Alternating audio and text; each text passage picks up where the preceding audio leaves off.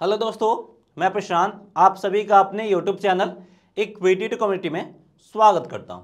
तो आज हम काफ़ी क्रूशियल टॉपिक के ऊपर बात करने जा रहे हैं और आज हम बात करने जा रहे हैं कि आपका स्टॉप लॉस बार बार क्यों हिट होता है, इसके पीछे का रीजन क्या है। सबसे पहले हम ये फाइंड करने की कोशिश करेंगे, उसके बाद मैं आपको सॉल्यूशन प्रोवाइड करूंगा कि कैसे आपको प्रॉपर जगह पे स्टॉप लॉस रखने की ज़रूरत है जिससे आपका स्टॉप लॉस हिट ना हो, और अगर आपका स्टॉप लॉस हिट हो भी तो वहाँ से हमें ट्रेंड रिवर्सल का इंडिकेशन मिले।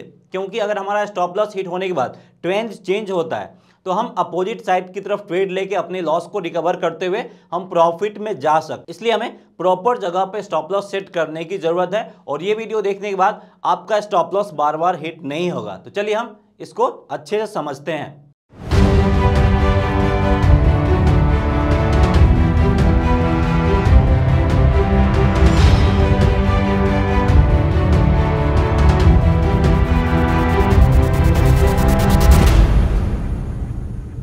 तो सबसे पहले यहां पे हम बात करेंगे, लेकिन उससे पहले सबसे बड़ा क्वेश्चन आता है। जो लोग ऑप्शंस में ट्रेड करते हैं उनको सबसे पहला और सबसे बड़ा डाउट होता है, क्योंकि उनको पता नहीं होता है कि जिस पार्टिकुलर स्ट्राइक प्राइस में हम ट्रेड कर रहे हैं हमारा जो स्टॉप लॉस होगा उस पार्टिकुलर स्ट्राइक प्राइस के बेसिस पे रखेंगे स्टॉप लॉस, या फिर जो हमारा स्पॉट वाला पार्ट है उसके बेसिस पे हमें स्टॉप लॉस रखने की जरूरत है। चलिए सबसे पहले हम इस क्वेश्चंस का आंसर फाइंड कर लेते हैं ताकि ये प्रॉब्लम आपको फेस ना करना पड़े।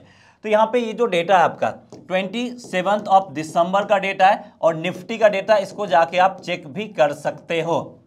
अब यहाँ पे ये आपका निफ्टी का स्पॉट वाला पार्ट है और दूसरा वाला जो पार्ट है आपका 18,000 के कॉल ऑप्शंस के स्ट्राइक प्राइस वाला पार्ट है। ठीक है, अब यहाँ पे हमें प्रॉपर स्टॉप लॉस सेट करने की जरूरत है। अब यहाँ पे हमें क्या देखने को मिला है, यहाँ पे हमें ब्रेकआउट देखने को मिला है।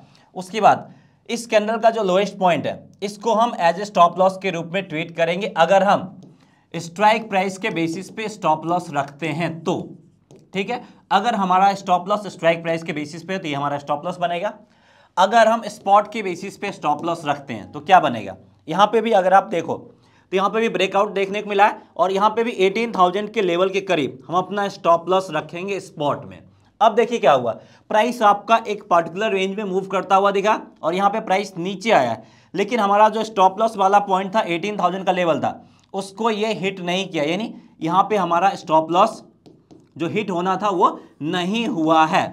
लेकिन वहीं अगर हम 18,000 के कॉल ऑप्शंस के स्ट्राइक प्राइस वाले चार्ट को देखते हुए स्टॉप लॉस रखते हैं तो यहाँ पे क्या हुआ, प्राइस आपका नीचे आया और इस पर्टिकुलर पॉइंट पे अगर हम स्टॉप लॉस रखते हैं तो यहाँ पे हमारा स्टॉप लॉस ट्रिगर्ड हो गया, यानी यहाँ पे हमारा स्टॉप लॉस हिट हो गया है, जिसके कारण से हमें यहाँ पे लॉस उठाना पड़ जाएगा।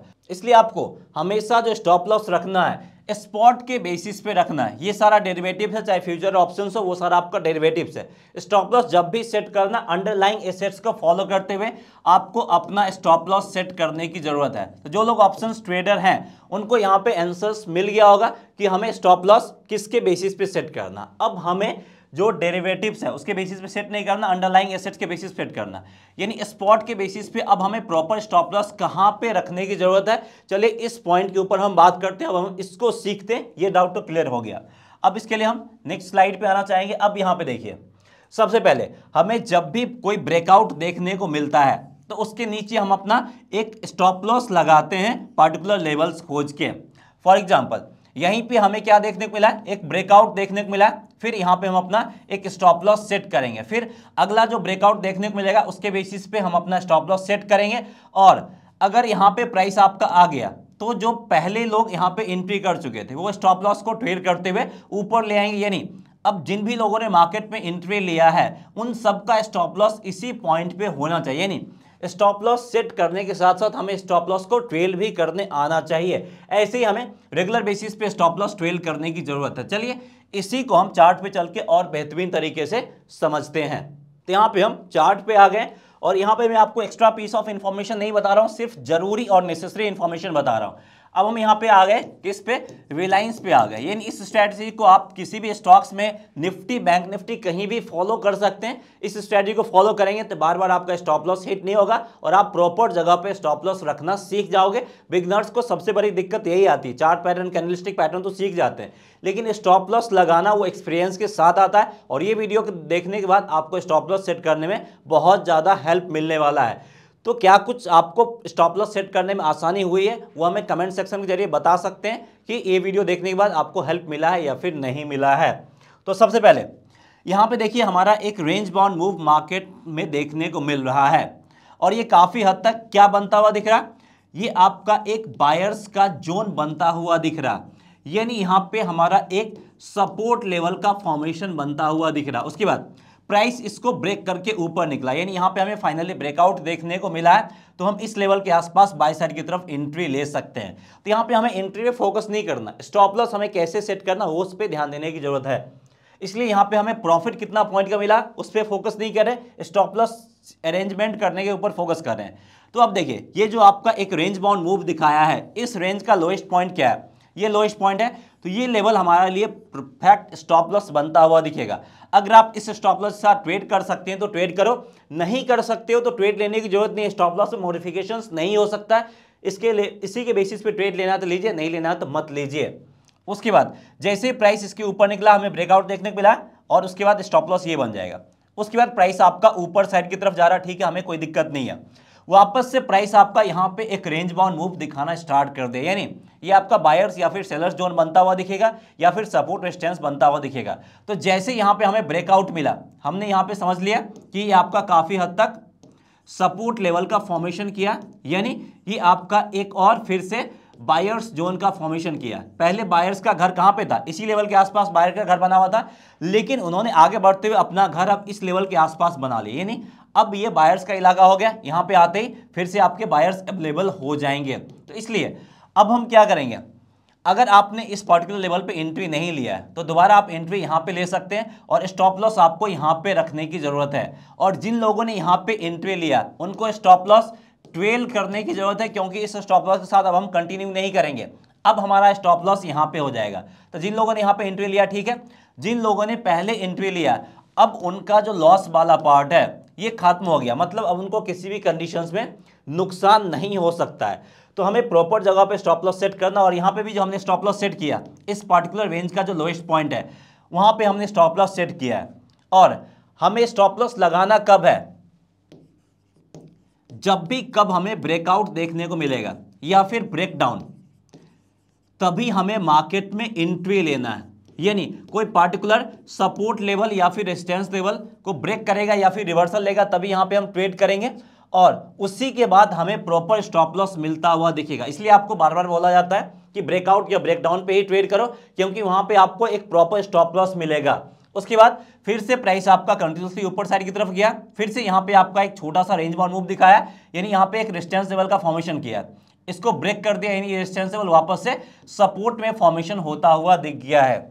तो इस पर्टिकुलर रेंज का लोएस्ट पॉइंट आप इस पर्टिकुलर लेवल पे अपना स्टॉप लॉस सेट कर सकते हो, या नहीं तो यहाँ पे थोड़ा बहुत चेंजेस करके इस लेवल के आसपास भी आप अपना स्टॉप लॉस सेट कर सकते हो, लेकिन फॉर द सेफ्टी पर्पस हम यहाँ पे स्टॉप लॉस रखेंगे। अब जिन भी लोगों ने जहां पे भी एंट्री लिया है, कुछ करने की जरूरत नहीं है, हमारा स्टॉप लॉस एक मिल गया, तो सारे लोगों को स्टॉप लॉस यहां पे रखना, चाहे आप इस लेवल पे एंट्री किए हो चाहे आप इस लेवल पे एंट्री किए हो, स्टॉप लॉस यहीं पे रखने की जरूरत है। तो इससे पहले जिन भी लोगों ने एंट्री मारा है उन सबको अब लॉस नहीं होने वाला, यानी अगर आपने यहाँ पे भी एंट्री लिया है तो आपका लॉस वाला पार्ट हट गया। तो ऐसे ही हमें प्रॉपर स्टॉप लॉस सेट करने की जरूरत है। हर एक ब्रेकआउट के बाद आप वहां पे एंट्री ले सकते हैं मार्केट में, और इसके बीच में कहीं पे भी एंट्री नहीं लेना, जबरदस्ती हमें एंट्री नहीं लेना। हर एक जगह रेंज बाउंड मूव के बाद ब्रेकआउट आएगा तभी हम एंट्री लेंगे। उसके बाद देखिए प्राइस आपका ऊपर गया, फिर नीचे आया, और इस पर्टिकुलर लेवल के बाद फिर से प्राइस ऊपर जाना चाहिए था, लेकिन इसको ब्रेक कर दे, यानी जो हमारा पहले का बाइंग एरिया था जिसके बेसिस पे हमने ब्रेकआउट के लिए ट्रेड किया था, उसी लेवल को ब्रेक करके प्राइस नीचे आ गया। तो हम क्या करेंगे, हम इसी लेवल पे अपने ट्रेड से एग्जिट हो जाएंगे, चाहे हमने यहाँ पे बाई किया हो या फिर हमने यहाँ पे बाई किया या फिर हमने यहाँ पे बाई किया हो। ये पॉइंट एग्जिट करने का है, चाहे आपका ट्रेड प्रॉफिट में हो या फिर आपका ट्रेड लॉस में हो या फिर आप ट्रेलिंग एसएल के जरिए अपने ट्रेड को कंटिन्यू कर रहे हैं। जो हमारा परफेक्ट पॉइंट है जहां पे हमें हटने की जरूरत है वहां पे हमें हटना भी है। चाहे यहां से मार्केट आपका ऊपर क्यों ना चले जाए, हमें वहां पे एग्जिट करने की जरूरत है। तो ऐसे ही आपको प्रॉपर स्टॉप लॉस सेट करते हुए मार्केट में परफेक्ट जगह पे एंट्री और एग्जिट लेना है। तो इसी तरीके से अगर आप स्टॉप लॉस सेट करेंगे तो आपका स्टॉप लॉस बार बार हिट नहीं होगा। तो उम्मीद करते हैं जो आपको स्टॉप लॉस सेट करने में प्रॉब्लम हो रही होगी वो यहाँ पे दूर हो गया होगा। बाकी अगर आप टेक्निकल एनालिसिस के बारे में और डिटेल से स्टडी करना चाहते हैं तो इसके ऊपर हमने एक प्रॉपर सा कोर्स बना रखा है, वहाँ पे जाके आप सीख सकते हैं। लेकिन इसके लिए आपको हमारा मोबाइल ऐप इक्विटी कम्युनिटी को डाउनलोड करना होगा प्ले स्टोर से, नहीं तो उसका लिंक आपको इस वीडियो के डिस्क्रिप्शन में भी मिल जाएगा।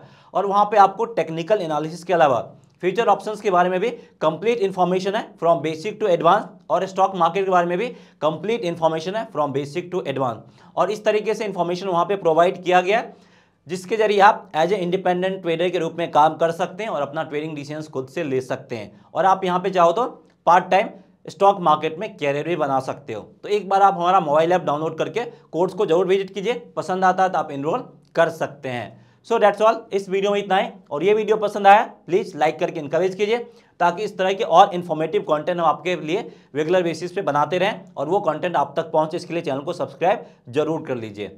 सो दैट्स ऑल फ्रेंड्स, मिलते हैं नेक्स्ट वीडियो में। जय हिंद।